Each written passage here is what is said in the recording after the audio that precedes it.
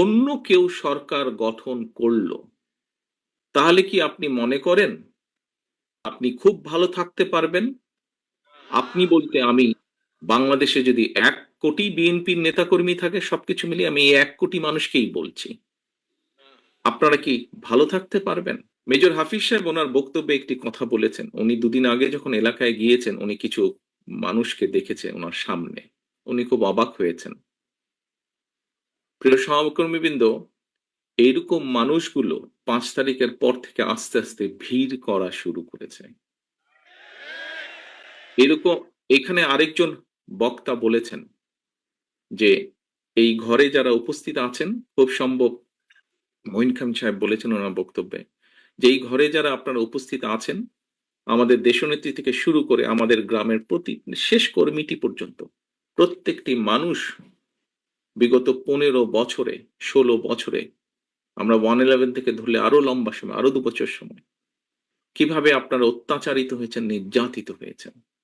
বাংলাদেশের পত্র পত্রিকাগুলো, যেই পত্র পত্রিকাগুলো সহজে আমরা বলতাম, কথার ছলে আমরা বলতাম বিএনপির ভালো নিউজ করে না, সেই পত্র পত্রিকাগুলো লিখতেও লিখেছে তারা যে কিভাবে আমাদের নেতাকর্মীরা হাতকড়া পরা অবস্থায় জেলের ভিতরে মারা গিয়েছে, কিভাবে আমাদের নেতাকর্মীরা হাতকড়া পরা অবস্থায় হাসপাতালের বারান্দায় শুয়ে আছে। প্রিয় সহকর্মীবৃন্দ, এই ঘটনাগুলো, এই দৃশ্যগুলো নিশ্চয়ই আপনারা ভুলে যাননি।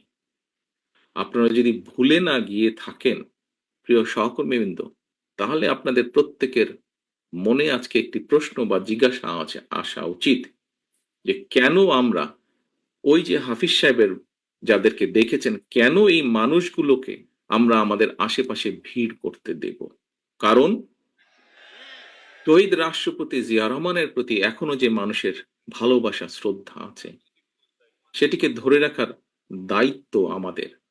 ওনার যেই পরিকল্পনা, যেই আশা, যেই আকাঙ্ক্ষা নিয়ে আমরা আলোচনা করেছি, ওনার যেই সফলতাগুলো নিয়ে আমরা আলোচনা করেছি, যা দেশ এবং দেশের মানুষকে উপকৃত করেছে, সেগুলোকে যদি আমাদের কন্টিনিউ করতে হয়, তাহলে অবশ্যই আমাদেরকে যেমন সতর্ক হতে হবে, আমাদের প্রত্যেকটি নেতাকর্মীদেরকে যেরকম সতর্ক হতে হবে, সচেতন হতে হবে, একসাথে একইভাবে যেটি মহাসচিব সাহেব ওনার বক্তব্যে বলেছেন যে মানুষের পাশে গিয়ে দাঁড়াতে হবে। বাংলাদেশ জাতীয়তাবাদী দলের নেতাকর্মীরা যারা অত্যাচার, নির্যাতন সহ্য করেছে, এই যে ৬০ লক্ষ মানুষ বা তারও বেশি সংখ্যক মানুষ, আমরা কি ওই মোটরসাইকেল বহরে